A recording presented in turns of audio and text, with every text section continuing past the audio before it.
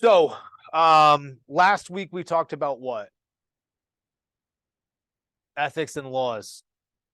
So, wouldn't you know, the October 2023 issue of the APTA magazine came into my house this week, right after I gave that lecture. Number 2 article is your practice ADA compliant? What was the ADA? Americans with Disability Act, and all of those things. I mean, the big things that we talk about are there enough handicap parking spaces? Are the doorways wide enough? Are the handles on the doorways the lever type and not knob type? So all of those are the ADA stuff. So, man, what timing, right? Here's another thing we talked about. I don't know if this sank in with you, but we talked about the problem with fraud and how that's illegal, and if you defraud Medicare, it's a federal offense. In one of the advertisements here, right there, medical fraud, do the right thing. Some lawyer protects whistleblowers. If you know your business or someone's doing defrauding the Medicare, basically is the big thing. Then they'll represent you. And if you're a whistleblower, there is a way that the whistleblower can gain financial compensation for that. You know, if we're uncovering $60 million, $60 billion, it's $60 billion a year. But on this one over here, the textbook cited they had to pay back $7 million. Well, the whistleblower could get a small percentage of that. Might be a couple $100,000. It all depends on the size of the settlement. So that's pretty good. Little incentive to do the right thing. You should be doing the right thing anyway, but little incentive. So I thought those are two pretty cool things that came across my desk. If anybody wants to read APTA magazine, I will lend it out. It's full of wonderful things like translating clinical research into clinical practice if you really want to be stimulated. But if you want to flip through it, go right ahead. All right, so let's get started on the cardiovascular pulmonary system. This is one of my favorite systems to talk about because it's very mechanical. I like mechanical things. It's very cut and dry once you understand all the basics of it. So you people that are taking anatomy right now, what system are you on right now? What are you learning? Skeletal system. Is the next system the cardiovascular? Do you know? Anybody peek ahead? Oh, really? Anybody in A&P2 right now? I thought there was 1 or 2 people taking A&P2. No? Yeah. Okay. So I'll give you a little preview on the anatomy. So I'll go a little bit slower with that because I thought that was A&P1. So thank you for correcting me. And what I also love about looking at the cardiovascular pulmonary system is that the disorders that affect the you have to know the anatomy and physiology of the cardiovascular pulmonary system to understand what the diseases are and how they impact the person, and then also know how to treat the person because how it impacts the anatomy. So I know who's sick of anatomy right now. It's okay if you say yes. I'm not going to tell anybody. I think anatomy can be really tedious, but it is so important. And especially for us going into PTA and even OTA, on some of the topics, you might look at it and say, like, gosh, why are we learning this? I'm just going to be working on, bum knees all the time. Just let me learn about the knee. But the cardiovascular pulmonary system, I'll show you, one, how frequently we're going to be working with it. But 2, that's why learning the anatomy is so important, because you will build upon that knowledge. So here are the objectives. So what we're going to be talking about, the cardiovascular system, I use cardiopulmonary system and cardiovascular system interchangeably with cardiovascular and pulmonary. So that is a little verbiage thing that I do. So, whenever I'm talking about it, I'm just talking about the entire system. The entire system includes the heart. Some of the things we'll be looking at that can go wrong with the heart: myocardial cardiac infarction. Do anybody know what that is? MI? Heart attack. Yep. We're also going to look at heart failure. Lungs. Disorders of the lungs include COPD. That's a category of a few different disorders. Asthma and cystic fibrosis. I wish I selected to get into a little bit more. Cystic fibrosis is kind of an interesting disorder. It also includes the vascular system, which are the arteries and the veins. So you could have arterial insufficiency or venous insufficiency. So those are just big fancy. Insufficient just means that they don't work well. Okay.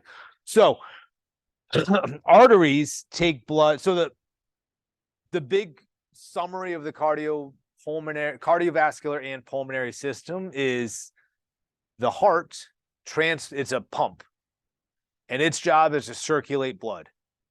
It takes blood from the body and delivers it to the lungs.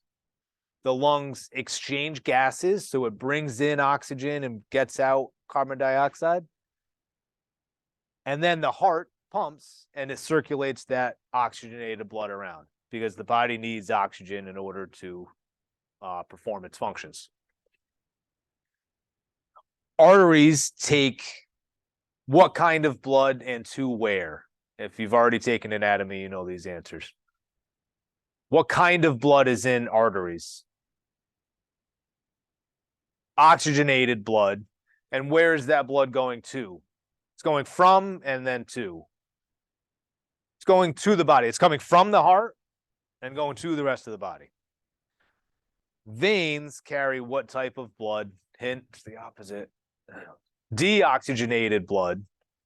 Bring it from where to where? From the body to the heart. Yeah. So that's it. I mean, it's a pretty simple system. The heart is the engine that makes the blood move. And the big thing is we got to get oxygenated blood from the lungs to the body, and then deoxygenated from the body back to the heart and lungs. Like it's a really simple system. It gets way more complicated than that once you add the physiology to it, but it actually is pretty simple. It's one of the reasons I like it. So why are we going to learn about it? Well, it's the #1 cause of death in the United States. Cardiovascular disease is the #1 cause of death in the United States. And it is the cause of death for about 25% of the population. Isn't that crazy? Even when I read that, I was like, wow, I knew it was high, but that seems way high. So really important. And especially there are some disorders we treat directly because of the cardio injuries or illnesses, diseases to the cardiovascular and pulmonary system. And there are some people that have an arthritic knee that also had a heart attack 5 years ago. We're not treating the heart attack now, we're treating the hurt knee, but we have to keep it in mind. And after we'll bring up that scenario again down the road. Almost 50% of adults in the United States have high blood pressure, and almost 800,000 adults in the US have a heart attack. So pretty crazy statistics to me. So, of course, we start out with what are we measuring? Why are we measuring it? So, one, is it safety? I should edit this part. Can the athlete return to play? Although there are some guidelines, some athletes have to have that. Measuring progress and making decisions on today's treatment. So, for the cardiovascular and pulmonary system, that is no different. One, safety. Are we okay to exercise right now or not? Like that can be as finite as that decision. Are we making progress? Can be another one. I'll show you some ways we can do that.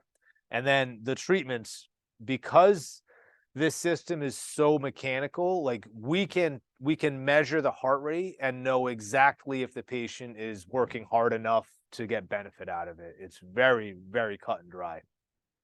So the couple of major things we're going to measure, well, first the vitals, also known as cardinal signs. The vitals: heart rate, respiratory rate, blood pressure. There's a couple others, but those are the three that I'm going to look at. Oh, actually, I think I talk about, well, never mind. Those are the three major ones we'll talk about for today. Throw one other little wrinkle in there. And then we can measure and look at endurance. We can look at it functionally, and we can also be very specific in how we measure it. Now, let me see.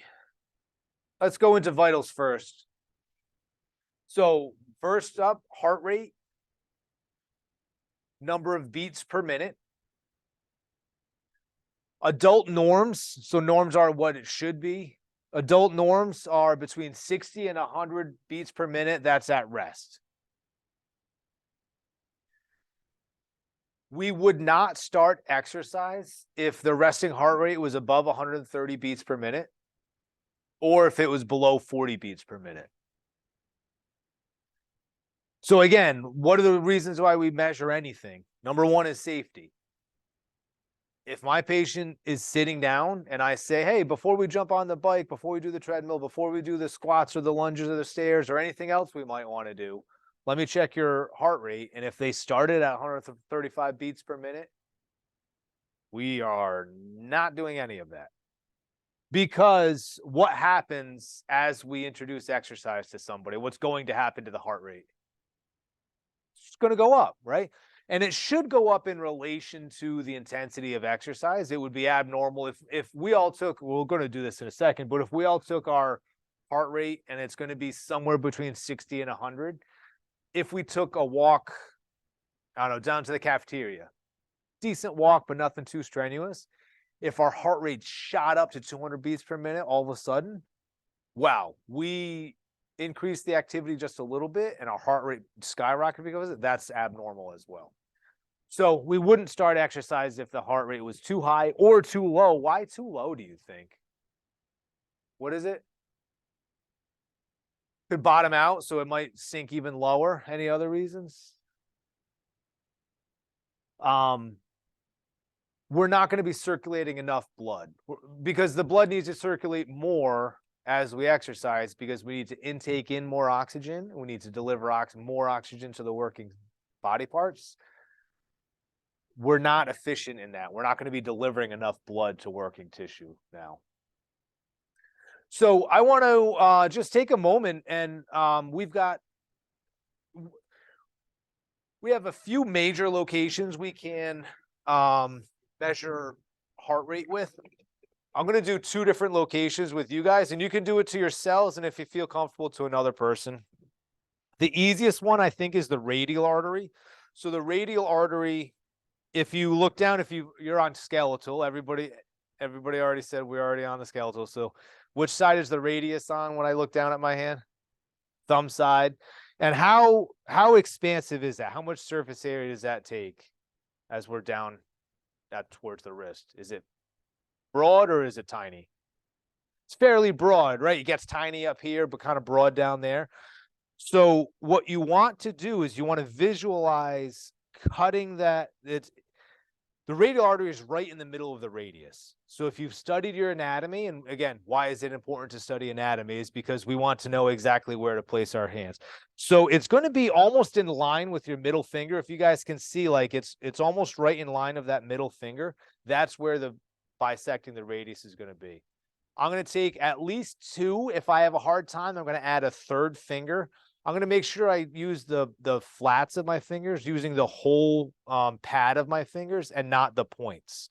And I'm going to place my hand and I'm going to be pretty firm with that. And then I'm just going to wait. If I need to, I might need to move a little bit more proximal. I might need to move slightly medial and lateral, but that's where it's going to be. So let's just try and hold it there. And you should feel that kind of jumping out underneath of your fingers. Everybody feel that? Pretty easy, right? Got it? Yeah? All right. All right. Second location I'd like you to do. Sometimes a little tougher. Some people are going to be easy to find. Some people are going to be a little bit more difficult. We're going to do the brachial artery. Now, I'm going to have a hard time showing this because I have to break my first rule. Whenever I'm palpating something, I want the tissue to be relaxed. So as I'm demonstrating, what do I have to do to my biceps to demonstrate?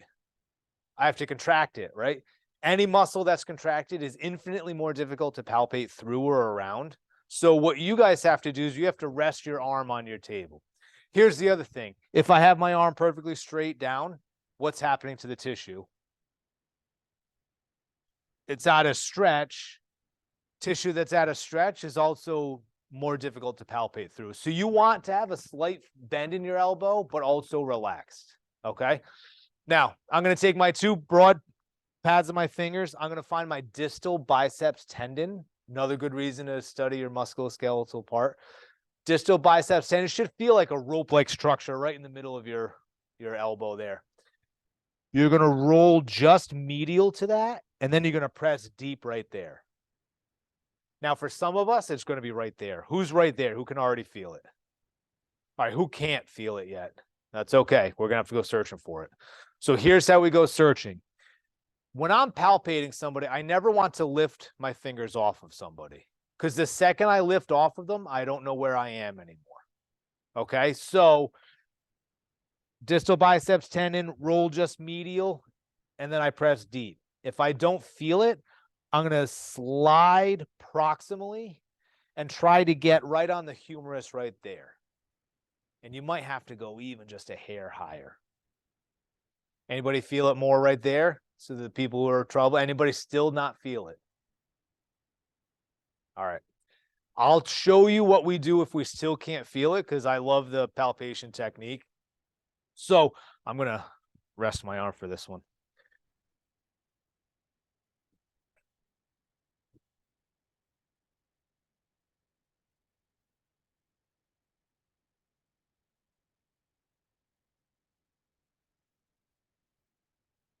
All right. So I'm starting in the same location. Distal biceps tendon, roll medial, deep. Don't feel it. Uh-oh. Slide a little proximal. Still don't feel it. Uh-oh. It means it's buried underneath the biceps, and I have to move my biceps out of the way. So I'm going to lighten up a little bit of pressure. I'm not going to break contact, because once I break contact, I don't know where I am anymore, right? I'm going to lighten up a little pressure. I'm going to push that biceps out of the way. You see that hunk of meat that just moved out of the way, right? And now I can go and palpate deep into the humerus, and it should be there if you haven't found it already. So that's how I move the tissue out of the way. And that's why it has to be relaxed, not contracted, or not fully extended, or else I can't move it out of the way. So that's how we would palpate radial artery or brachial. Now, I think the brachial artery is the number one most important one to know how to find. Why? Anybody know why? There's another vital reason why. That's it. That's exactly it. Because we're going to put the bell of the stethoscope. That for me. Can you button that button for me? I can't. I'm going to spend the rest of class trying to. I'm going to be lecturing and going. And still, I thank you so much. So we're going to put the bell of the stethoscope right over that brachial artery. So we have to know exactly where it is, so we can put our stethoscope there to get the right blood pressure reading. The next thing we'll talk about is respiratory rate. That's the number of breaths per minute. Adult norm between 12 and 20 breaths per minute.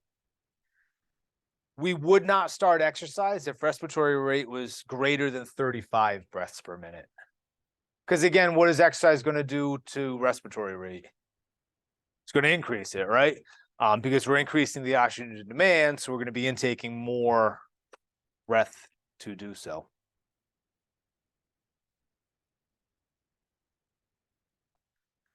Blood pressure we'll talk about next. It's the pressure in the arteries measured in millimeters of mercury, abbreviated mmHg. Systolic blood pressure is the top number. And that's the pressure in the artery as the heart is contracting, that left ventricle is contracting. Diastolic is the pressure when the heart is at rest, so the low number, the bottom number. Normal for adult is 90/60 up to 119/79. So that within that range is considered normal. We wouldn't start exercise if the systolic blood pressure is above 180 or below 80. or if diastolic blood pressure is above 110, we would not start exercise. Now, SpO2 isn't technically a vital measurement, although we're going to be checking it anytime we have cardiopulmonary involvement. We're going to be checking SpO2. That's this tool here, right? This is a piece of cake. All it does is it measures what percent of oxygen is in that arterial blood. Norm is between 95 and 99%. Anything lower than 90, we wouldn't do exercise with.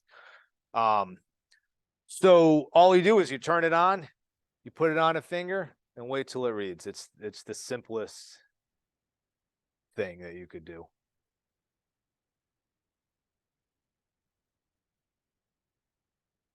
So the hands need to be, if they're cold, it can sometimes negatively affect the. Yep, there we go. That's not working now. It should work through nail polish as well. Some fake nails I get a little trouble with, and some of the thicker nail polish can sometimes give it trouble. But usually it reads through most nail polish as well. And if that doesn't work, usually a toe works if you need to.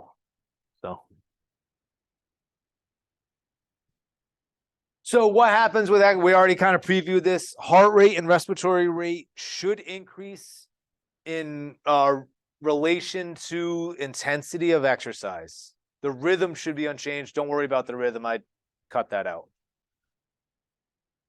So again, it would not make sense if we started to exercise if our heart rate or respiratory rate lowered. That would not make sense. That means there's something wrong with the system where we're increasing demand for oxygenated blood, yet our system to deliver that oxygenated blood is getting worse. That's not normal. And it's also not normal for us to perform some light exercise and have our heart rate or respiratory rate spike all of a sudden. Why are we compensating that much for just a small increase in activity? The systolic blood pressure should increase in, geez, a cut and paste error there.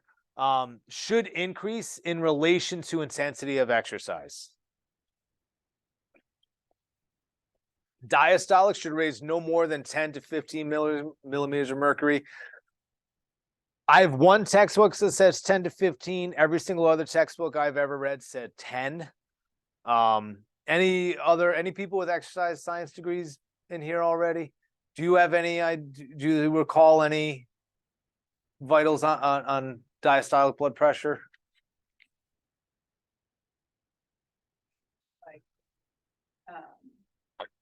I want to say I've every single textbook except for one I've seen says 10. One of them says 10 to 15. So we'll make it 10 to 15 for this class, but you should start getting worried if it goes any different than 10.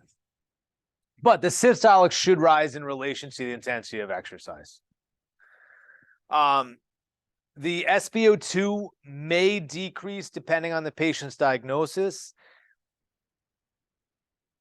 Most of us, the SpO2 would stay exactly the same. If we're at rest, we're at 95%. During exercise, we're at 95% because our respiratory rate increases, our heart rate increases to compensate for the increased use of oxygen, right? Some patients' conditions, it'll lower a little bit, but again, 90% is the cutoff. If it's below 90%, stop, sit down, rest, gotta stop. So endurance testing, there is a million different endurance tests that we could do with our patients. And the proper selection of which test to do is the skill of the physical therapist, right? That's the examination and evaluation piece. How many people in here, maybe in phys ed class in high school, had to do the mile run, timed mile run? All right, well, that was an endurance test. And at the end of it, whether they told you or not, I don't know, but at the end of it, they said 16-year-old males should run 1 mile in X amount of minutes. 17-year-old females should run the mile in X amount of minutes, right? So we do have those kind of norms That was an endurance test. There are a bunch of other endurance tests out there for athletes, the mile run. Anybody do like timed shuttle runs? That's another endurance test. So for a lot of my geriatric patients who've also had heart attacks or have chronic bronchitis or lung cancer, that mile test is a little bit too much. They really can't do that. So I have to pick a different exercise, a different cardiovascular test. My favorite one is a 30-second sit to stand. Guess how long that test lasts for? You guys want to do it with me? Not with me. I've been working all day. You guys want to do it? You'll do it? All right, 30 seconds. Guess what you have to do? Stand up and sit down. That's it. Okay? So for 30 seconds, you're just going to stand up and then you sit down. Start sitting, start sitting, start sitting. Yeah. Yeah, I don't have any other chair. Good enough for now. All right, ready, set, go. You don't have to fully sit. You get your rear end to touch the chair, though. 10 seconds in. Halfway there.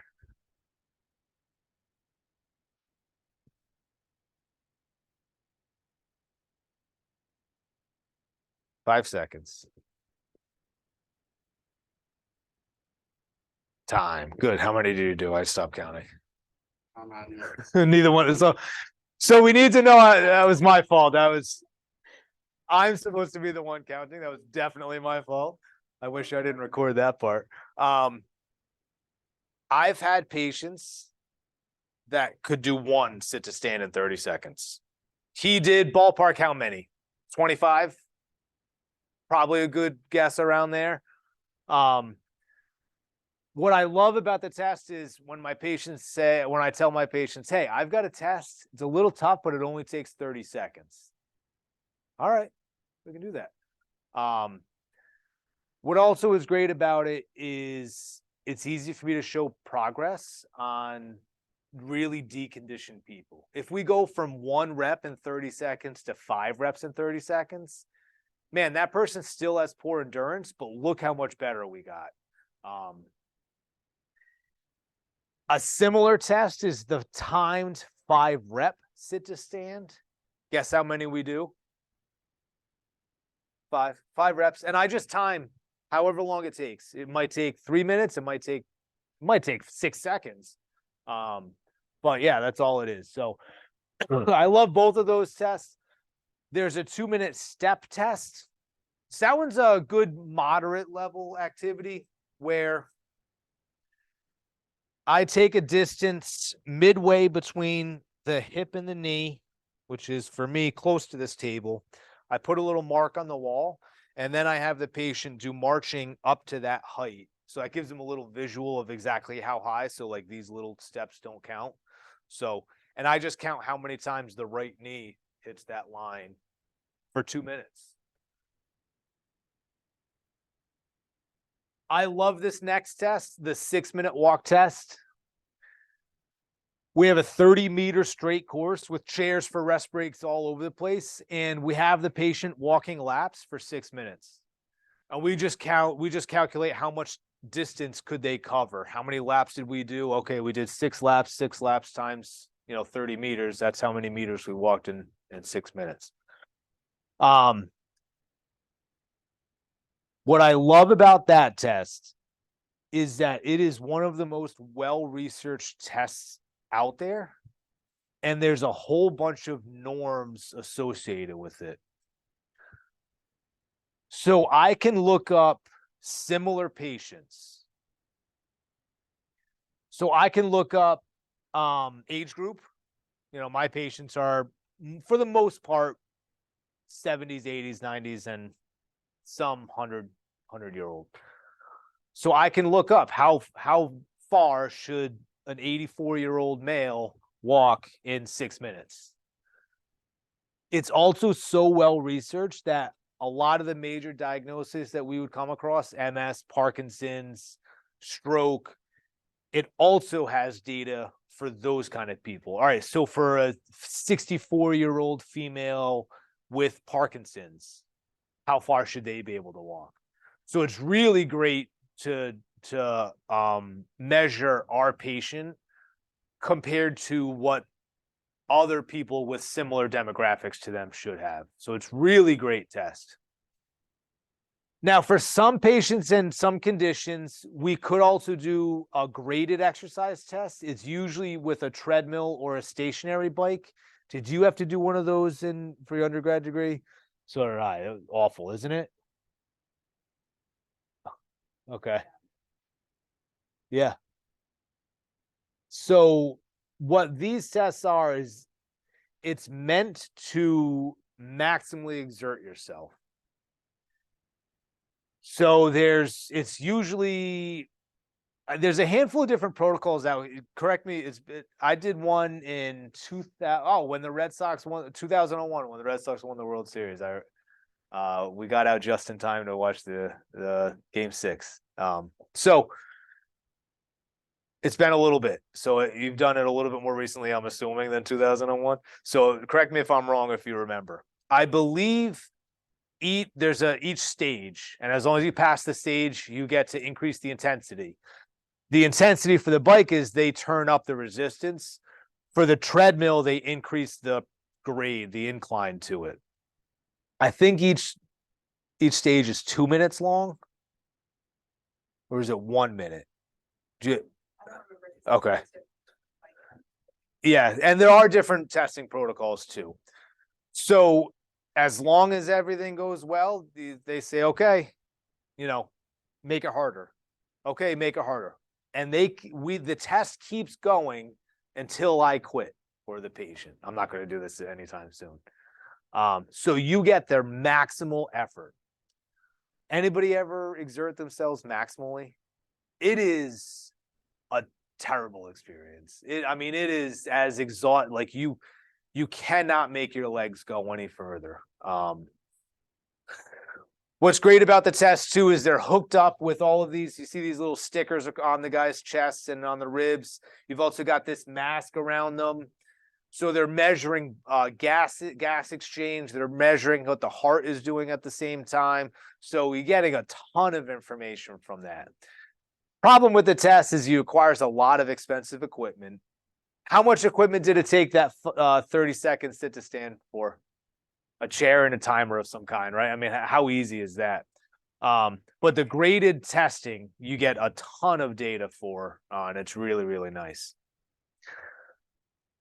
The other problem is you maximally exert yourself. It is exhausting. So most of my patients would not be happy if we did that. Well, elite athletes, we are definitely going to be doing that for. Every single person who's done the Tour de France or trying to be elite marathon, like distance running, has done this testing for. Because with that data, we can come up with a perfect training regimen based off of that. Post heart attack, we're also going to do this kind of a test. Yes. To stress the heart out to see how the heart responds, because there's certain things we want the heart to do and other things we don't want the heart to do. And because he's hooked up to so many monitors, we get to see all of the electrical currents of the heart.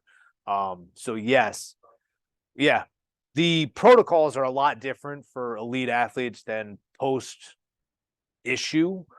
But it is a maximal exertion test still for that person too. There's a lot of different protocols to use to make it safer, but yeah, you can do that. So we need to understand the blood flow through the body and into the heart. So I'm going to spend a little bit of time with this. If you've already taken anatomy, this will refresh your memory.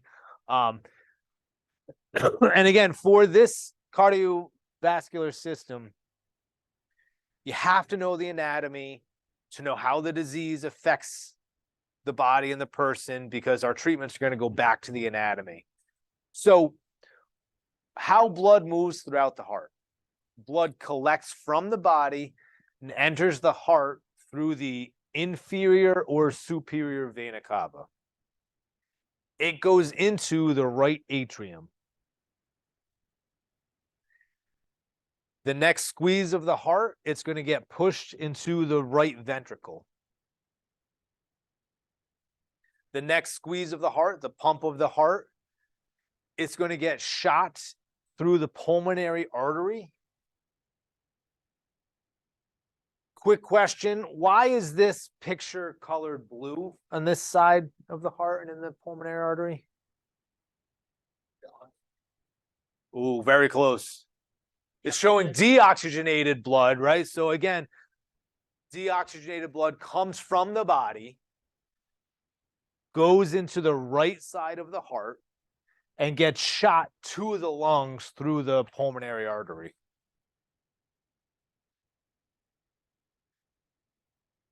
It goes into the lungs. The gas exchange happens in the lungs. Now the blood is oxygenated. The next contraction of the blood, it goes from the lungs into the pulmonary veins and into the left atrium of the heart. Next squeeze, left ventricle. Left ventricle is the strongest, biggest chamber. That next squeeze, it's going to get shot into the aorta and then delivered to the rest of the body.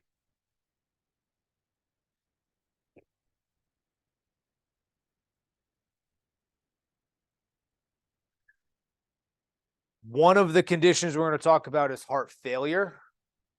Heart failure means it's a weak heart. It's just not strong. Heart failure will start right side or left side of the heart. And blood will pool one step before that weakness. So right side of the heart gets its blood from where? The body. Left side of the heart gets its blood from where? The lungs. Okay, so if the left side of the heart is the problem, blood is going to pool one step before. Where is blood going to pool with left-sided heart failure? The lungs. What kind of symptoms do you think we'd see if we had a bunch of fluid in the lungs? No, yeah, pneumonia is a similar condition that causes fluid in the lungs. What are the symptoms? What do we see with pneumonia? Wheezing, coughing, sometimes productive, sometimes not, right? Yeah, wheezing, coughing. What test would probably show us that what vital that we already have talked about would probably show there's a problem in the lungs? Breathing, blood pressure, probably not. It might be altered anyway, but there's one other one. The SpO2, right? If there's a problem with a bunch of congestion in the lungs, what do you think about gas exchange? Do you think it's happening well or not happening well? So we're probably going to have low SpO2 and an increase in respiratory rate because of that. All right. If the problem's in the right side of the heart, where does blood pool? In the body. Anybody's grandma, grandpa have gigantic legs? And when they walk, it just looks like jiggle, jiggle, jiggle. It looks like Jello, jiggle, jiggle, jiggle, right? I say that with love because I treat everybody's grandma, okay? Blood is pooling in the body, which causes, there's a special word for that. Anybody know what that accumulation of fluid is called? Edema, right? There it is. Do you guys see why knowing the anatomy is so important? Because when we can trace the disease to the anatomy, we can see where the symptoms are. You guys aren't as impressed as I am. Fine. I'll sell it better next time I teach this. Anyway, there's a bigger picture of that blood flow if you wanted to look at it a little bit bigger. Probably should have used that picture to explain everything. All right, so I've already explained heart failure a little bit. Heart failure is just weakened heart muscle that becomes unable to contract, to pump blood efficiently. The most common one is just an overstretching of the heart muscle over time. So that muscle becomes really stretched out, really stretched out, really stretched out. You guys ever use an elastic that's really old? And I don't mean old like brittle, but like, or anybody's socks that the elastic's just worn out on, and it's just not like springing back to where it used to be. That's what the heart muscle does when it's overstretched. It doesn't spring back where it used to be. And if it can't spring back to where it used to be, it can't pump blood efficiently anymore. And that's why we get the pooling effect of blood. So heart failure typically starts either right side or left side, and then eventually will progress to both sides. Now, there are differences between right-sided heart failure and left-sided heart failure. You guys already identified some of them. Just because of your knowledge of anatomy, you already know what those symptoms would probably start looking at. It is a progressive condition that is going to be lifelong. Our treatment techniques are to maximize functional endurance. So for someone, I can make an acute improvement with their endurance. They're not going to walk around the mall like they used to, but I can help them. I had this one guy who had heart failure, and anytime he'd have a salty meal, he would go into acute heart failure. He'd have to go to the hospital, get a bunch of fluid. Why was salty meal, by the way? Why was that the trigger? And does what? Raise the blood pressure and also retains more water, retains more fluid. What can't the heart do? Pump fluid efficiently. So you've got just too much fluid, so you got to get drained. So I had this one guy, had him off and on for years. I knew every Thanksgiving I'd say like, I'm going to see Chuck next week. Because what is he going to do at Thanksgiving? He's going to eat everything he's not supposed to have, right?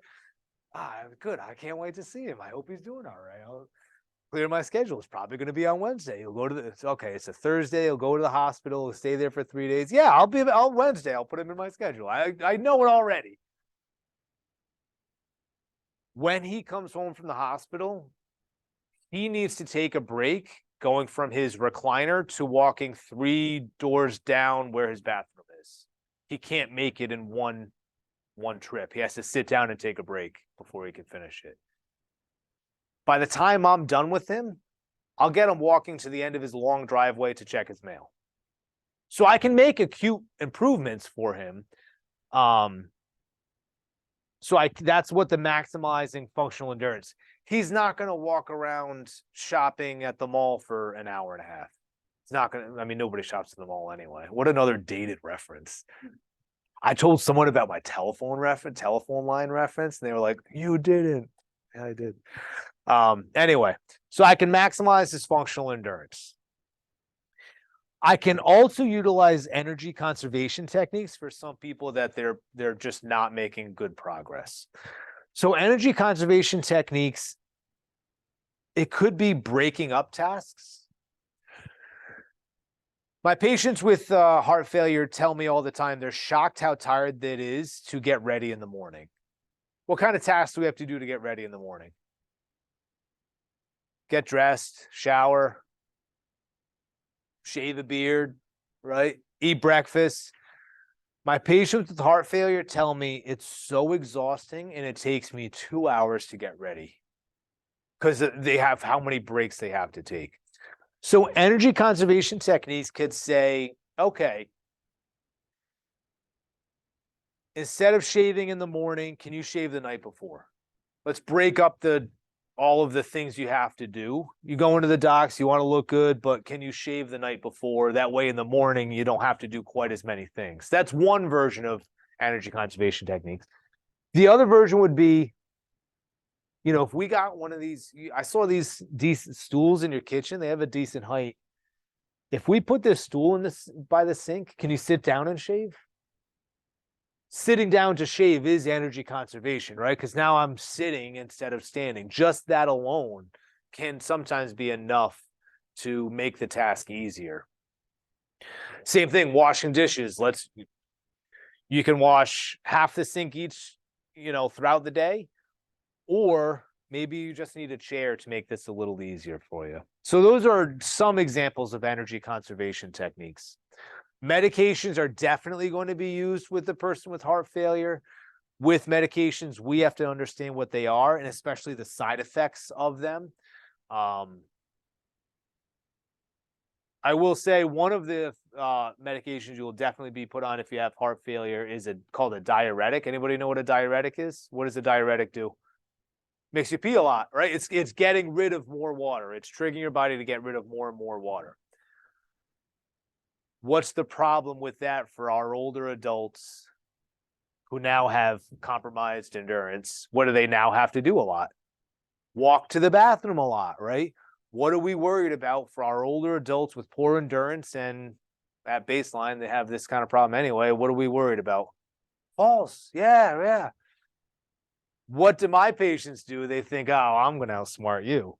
I don't want to get up to go to the bathroom all the time. Doc says I have to keep taking this medication. So they stop doing what? They sometimes stop taking their diuretics. Most of the time they don't. They stop drinking water. They say, I don't want to go pee all the time. I'm going to stop drinking water. Now what's happening to them? They're now dehydrated. What happens when we're dehydrated?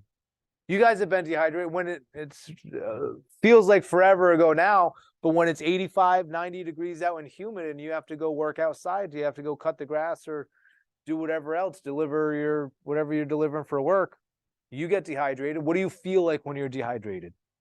Dizzy, tired, weak. Is that a good collection of symptoms for our patients with poor endurance and poor balance already? Do you see how complicated this problem can be? So anyway, I could ramble on about that for a while. I'm going to cut myself off for now, unless you guys have questions. So I just want to focus a little bit more on the right side versus left side heart failure, because again, it's so anatomical in the problem and how it presents. So right-sided heart failure pools the fluid in the body, left-sided pools it in the lungs. The right-sided heart failure includes dependent edema, which includes the lower extremities, buttocks, if seated. Why the lower extremities and particularly ankles? Why does the fluid pool there more than anywhere else? There's two reasons. One big one is gravity, right? Gravity just pulls fluid down. Another reason, anybody know why? Anybody that's taken anatomy might know. Takes a long time to go up. And what's the size of the blood vessels as we move further and further away? Smaller and smaller. Is that the same with most plumbing? Does this diameter of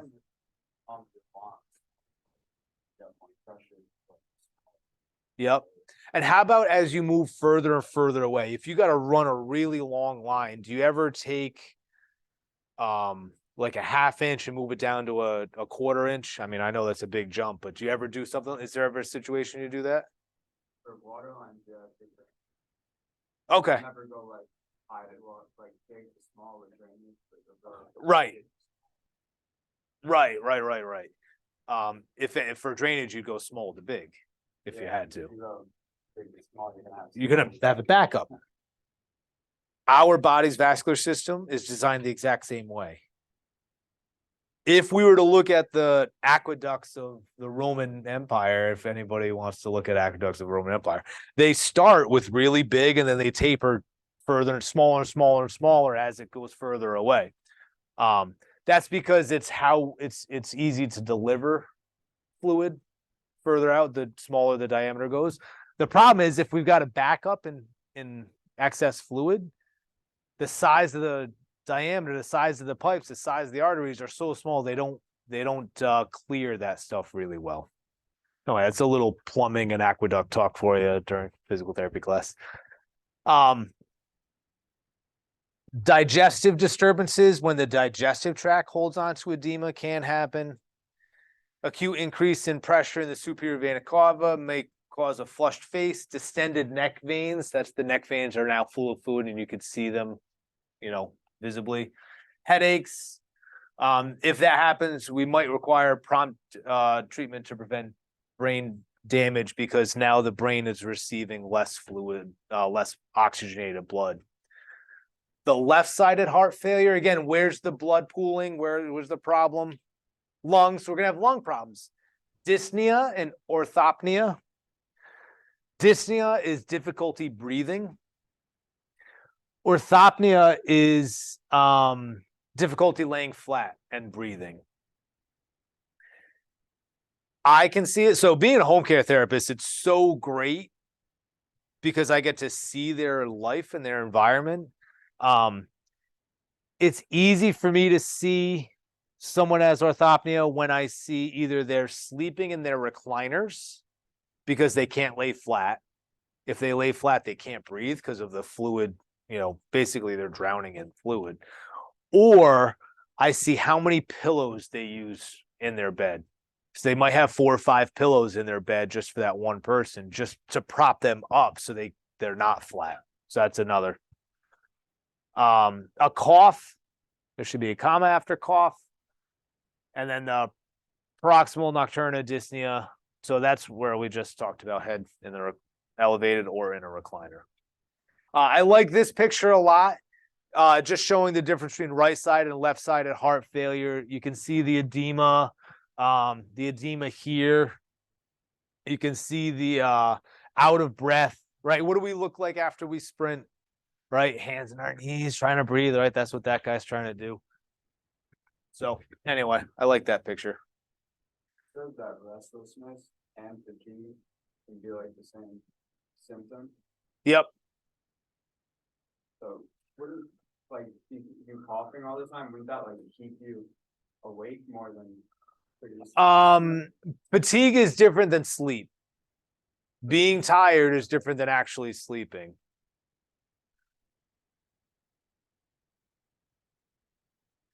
All right, next thing we'll talk about myocardial infarction, MI, heart attack.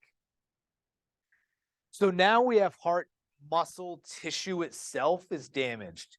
It's damaged because the heart itself needs blood supply. I didn't go through the blood supply to the heart muscle itself, but if we were to look at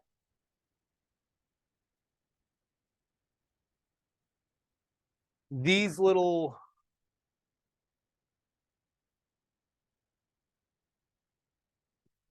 bumps off of the aorta up here,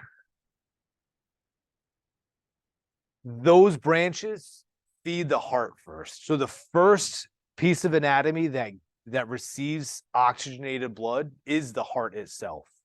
So that's pretty cool.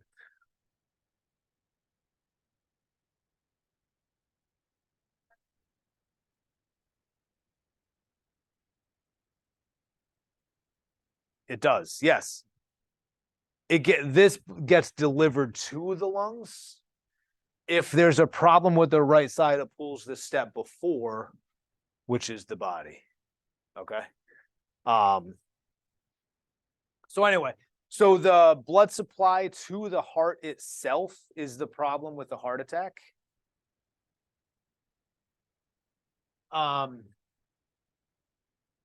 Either a blood clot or a narrowed coronary artery is the name of the arteries that feed the heart tissue itself. It's a static problem. Happens once. Hopefully we can fix the causes and never have to worry about it again. But it is a lifelong problem. Heart muscle just doesn't regenerate like other tissue does. Initially, we need life-saving treatments. So that's probably not for us to say, like, don't worry, I'm a physical therapist. I can work with you. No. Let's get them to the hospital. Let's let them worry about it. So life-saving savers initially surgery, defibrillation, blood clot medications, whole bunch of things. Medications will then be used after, as well as diet changes. And then we get rehab. We have cardiac rehabilitation. We'll look at what that is. And potentially, if there's cardiac surgery, they're doing less and less open heart surgeries. But if there is open heart surgeries, you can think of open heart surgery as you cut the sternum in half, split the ribs open, and then work on the heart and then try to stitch everything up. You could imagine what kind of problems that a person gets after that major of a surgery. They can't lift their arms past 90 degrees. They can't lift anything whatsoever, or else you could have a potential of ripping that incision open. So, yeah.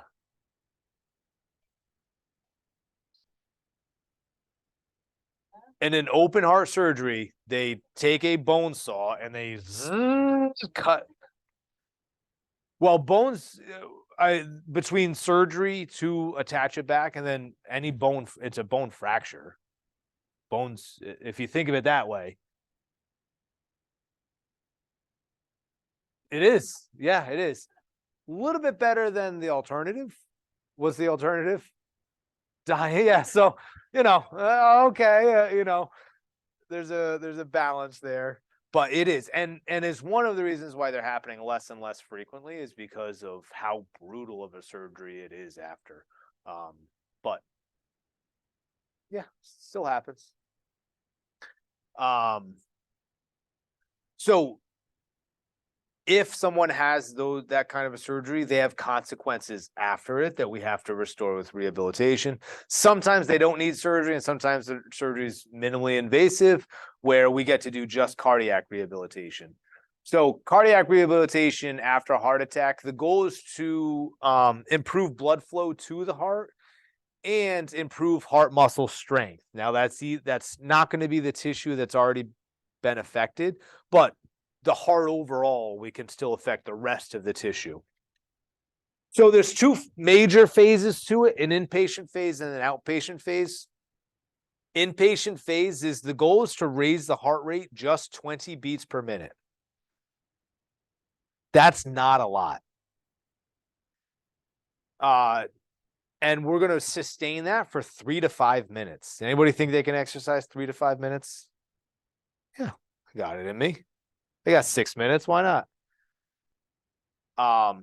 Progressing up to 15 minutes as the patient can tolerate, but we're going to do that 2 to 4 times a day. It is throughout the day. It is very frequent that we get to do that. 15 minutes a day. 15 minutes a session times 4 times a day. How long do they do this for? An hour.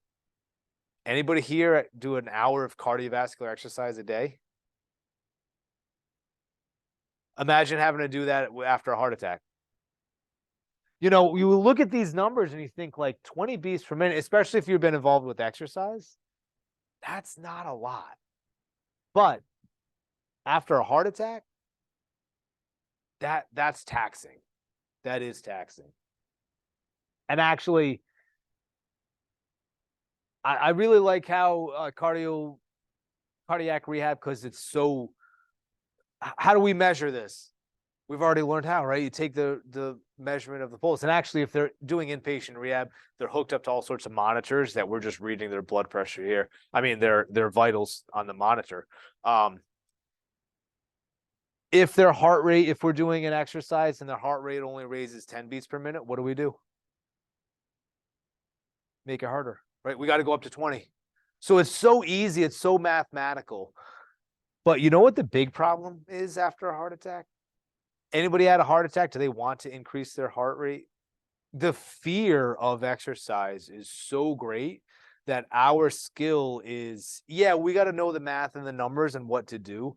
Our skill is the holding of the hand part. You're going to be okay. We'll do that. I'm right here with you. Don't you worry. So that is the big skill of what we get to provide those patients. Anyway, after that phase, they get to progress to outpatient phase, which they get to exercise at between 40% and 80% of their max heart rate for 20 to 60 minutes, 3 to 5 days a week. For our exercise scientists and personal trainers out there, you guys know what the broad recommendations for cardiovascular exercise is? 30 minutes a day, most days of the week of moderate exercise. That's not that much different than what we've got here. So to figure out what our max heart rate is, the simple formula, there's other formulas out there that are probably more appropriate for our more complicated and especially our older patients. But the simple formula is to take 220, subtract the patient's age, and that's the rough estimate of their max heart rate. So do this for me. Figure out your max heart rate. Anybody here 20 years old? Nobody's exactly 20, because that's easy math if you're 20. All right, so take 220, subtract your age. That number is your estimated max heart rate. Now, with whatever calculators you've got on you, take 40% of that number.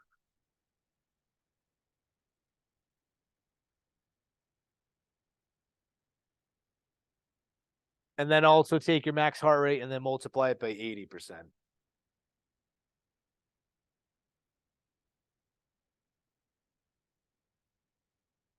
Your max heart rate times 40%.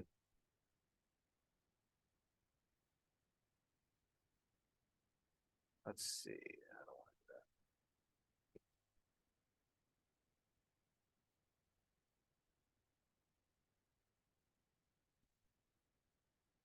Whoa. All right. So for me, I am 38 years old for a few more days.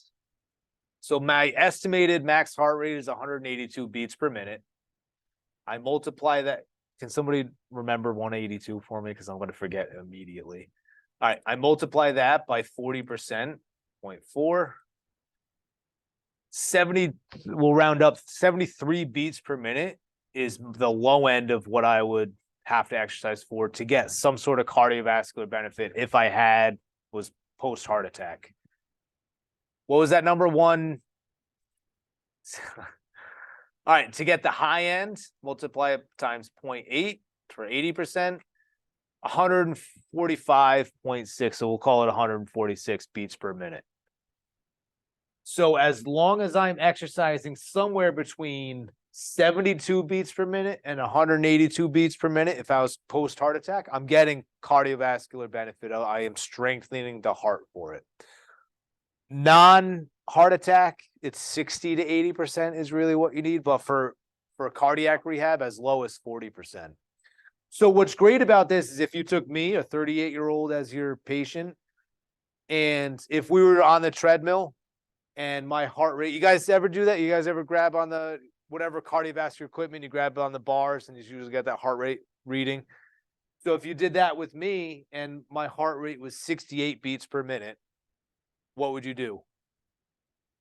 Increase something. Speed, incline, resistance on a stationary bike, some sort of way to make it harder. If you did that and my heart rate was 190, what would you then do? Back it off somehow. Decrease the incline, decrease the speed. You know, it would be something you'd have to do to try to get that Goldilocks, try to get right in the middle. Did you have a different question? So,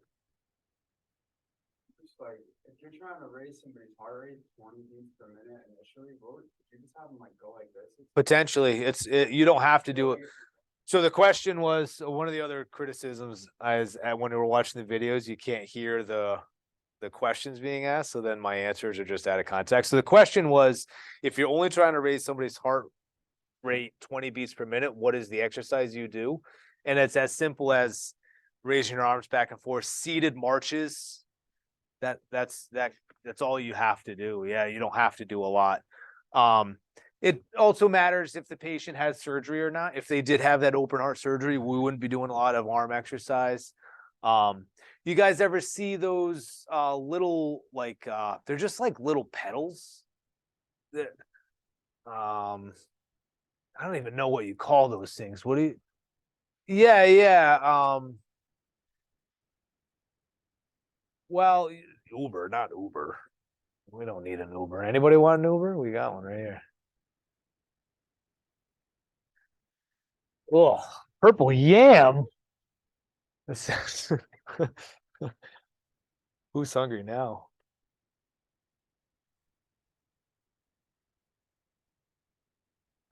God, Damn it. There we go. So this is a UBE. Let's see if we can see cheap one. Oh, this is kind of what I'm talking about.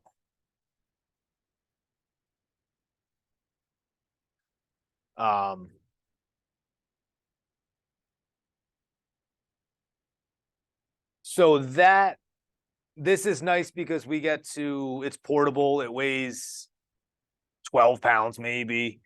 You can use it. A person's arms can use it, or we can put it in the next to them in the recliner, and they can use it as they're in the recliner. It's as simple as that to raise the heart rate. Anyway.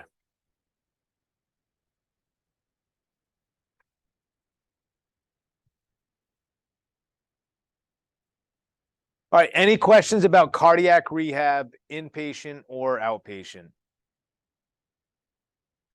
You guys figured out your own max heart rate, and you figured out what 40% of that would be and 80%. Any questions on that? All right. Last disorder we'll talk about is chronic obstructive pulmonary disease, COPD. Sometimes called chronic obstructive lung disease, cold. I've never seen that abbreviated that way, but it is out there. So it's just a group of common lung disorders that are characterized by progressive tissue degeneration and obstruction in the airways of the lungs. A lot of the times, if you start with COPD, it can lead to right-sided heart failure. So that you start with a lung problem and then it causes the heart problem from after that. That's called cor pulmonale. Fourth most common cause of mortality in the United States. So heart disease is number 1. COPD is number 4. So you know what?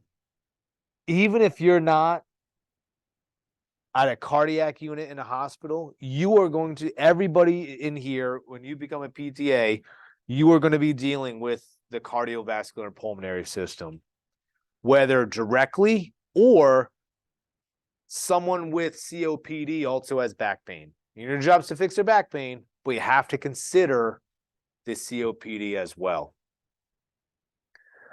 The disorders are emphysema and chronic bronchitis. There's another one there too, but those are some of the specific disorders, but the category is COPD. So now we're into the lungs, increased airway resistance. I'm going to stop on chronic bronchitis for a minute because it's really easy to see. Chronic bronchitis, there's a definition. It affects the person greater than 3 months for 2 consecutive years. I think that's the definition. All it is hypersecretions within the airways. That thick mucus makes the airways more and more narrow. What's going to happen with gas exchange if the airways are narrow? It's going to be tougher. Yeah. So it's harder to have gas exchange when that happens. So that's what we mean by the increased airway resistance. Mucus is blocking it. Mucus, we can only get so much air in because the mucus is taking up space and not allowing a lot of air through. What do you think we would do with PT? Yep. How do you clear out? So let's question was, wouldn't you clear that out? Give me some ways we would clear it out, that mucus. Everybody's been sick at some point right now. Not maybe right now, but everybody's sick at some point where you have a lot of chest congestion, right? What do you do to clear it out? Breathing exercises, definitely. Potentially some cardiac exercises. I don't have any research with it, but that's a really interesting idea. You might be. I bet you there is, yeah. Vapor rub, okay. Let's be more broad than just vapor rub, but let's say medications, right? Because medications, anybody ever have, I use this, anybody ever have an inhaler? I need one when I'm sick, right? What does that inhaler do? Opens up the air, it dilates the airways, right? Okay. Anybody ever take an expectorant, something to help clear mucus out? Yep. What other ways can we clear mucus when we're sick? Or coughing? Anything else? Okay. Yep. All right. Any other techniques? Letting it come out like steam or Yep, steam. So that's what we were thinking about with sauna, right? So try to mobilize. So the steam and heat, I think it's what it's doing is it's making the mucus less thick, therefore easier to move. Does that sound about right? So that would be great. Anybody ever get someone to pat them on the back as they're coughing? What is that doing? It's making us cough, but it's also mobilizing the mucus that's in there. So you guys already know the answers. So it is a progressive and lifelong condition. Functional endurance, we always are going to work on functional endurance, but coughing and clearing techniques. So we are going to teach our patient how to cough, how to huff, and we're going to promote coughing. We're going to say, okay, the next 5 minutes, we're going to work on our coughing techniques. We're going to try to clear. Here's a bunch of paper towels, and I'm going to sit not in front of you. I'm going to, but we're going to work on this. You only have to make that mistake once to sit right in front of someone as you do that. Yeah, that's definitely part of it. Posture training can be a big problem as well. So I guess I just said posture training, and what did I just see everybody do, right? All right, so everybody do the opposite. Everybody slouch down. You know, it's Friday or Thursday night. We're all tired. All right, take a deep breath in. All right, good posture now. Now take a deep breath in. What feels better? Good posture, right? Why?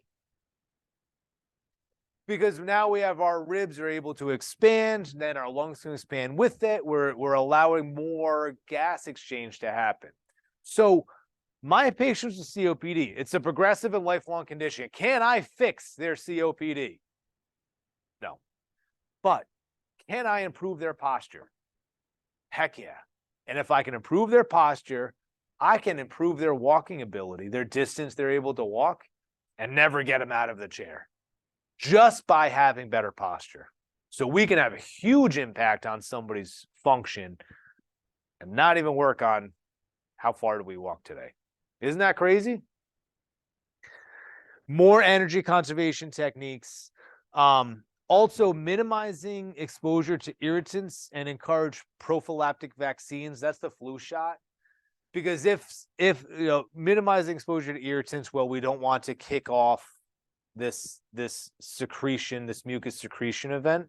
And also, if you get the flu, you're going to be really sick because you already have this problem. We're adding more problems to it. So promoting those kind of vaccines. Yep. PTA to use speedometer? Can, yeah. The question was, do we use a spirometer? The spirometer, let's see what comes up when I Google spirometer. That'll be fun.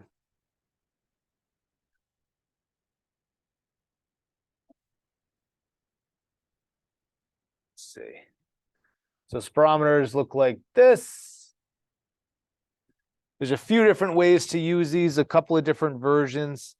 Basically, you breathe into that tube and there's some that you work on your breathing inability and others you work on your exhaling ability. We can use not only peak power, we can measure peak power, but we can also try to have a long sustained inhale or exhale. That's pretty fun too. So, yeah, good thought on the spirometer. So airway clearance techniques include coughing. They also include percussion. So that's when that slapping on the back. Now there is a whole technique to it that we don't have to go into for today. There's vibration technique. One, someone can put their hands around someone's ribs and then try to vibrate them. What's that doing to the mucus? Mobilizing it, and once it's mobilized, then we can add our coughing techniques to try to get it out. There are also, let's see what happens. Oh no. All right, I'm gonna shut the screen off before I Google this next thing. I'm gonna Google vibration vests.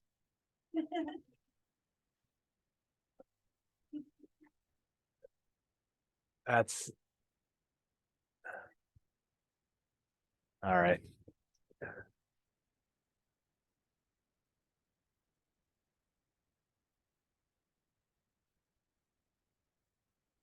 So here's an image of a vibration vest.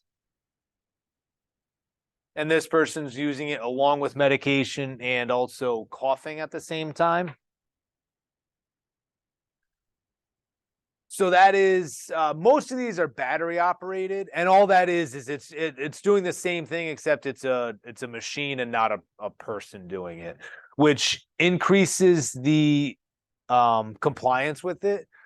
If you need someone else to vibrate your chest to do that, now we're making it taxing for 2 people, not just one. So these vibration vests really help out. So those are pretty cool. So we could use vibration, we could use percussion, we talked about, coughing, we talked about. This next thing is called postural drainage. So when you learn the anatomy of the lungs, we could talk about this where we could say, okay, right lower lobe has congestion in it. And then we would know how to use gravity to drain the lower lobe. But broadly speaking, we have front of the lungs, we have back of the lungs, we have side of the lungs. We have the bottom of the lungs, and we have the top of the lungs. Everybody good enough? Postural drainage is using gravity to try to get that mucus and drained out of the area of the lung that's congested. So if my right lower lung had the mucus in it, what would you do to make gravity drain that section of the lung? Lay on my left side. And also we could do one other thing too.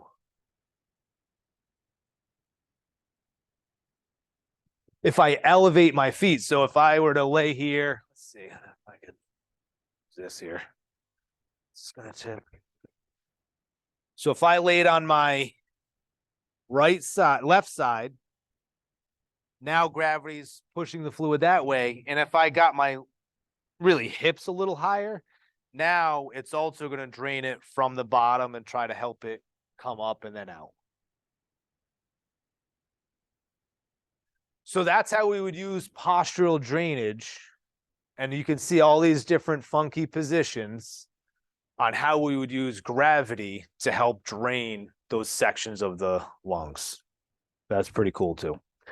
Another great thing, another reason why we have to learn the anatomy to then know the disease, to then know the treatment on how we fix the anatomy.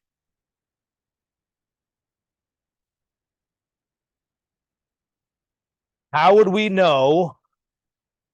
Oh man, it broke. How would we know where in the lungs is the problem? Stethoscope. We would be able to listen to each lobe and say, okay, I hear the crackles when I'm on this lobe. And we only know how to place a stethoscope on our patients if we know the anatomy. So I know your anatomy course is hard, anatomy 1 and anatomy 2, but Do you see how important it is in the cardiovascular and pulmonary system to know the anatomy really well? All right. Do we have any questions? Yep. There another way to check which side is congested?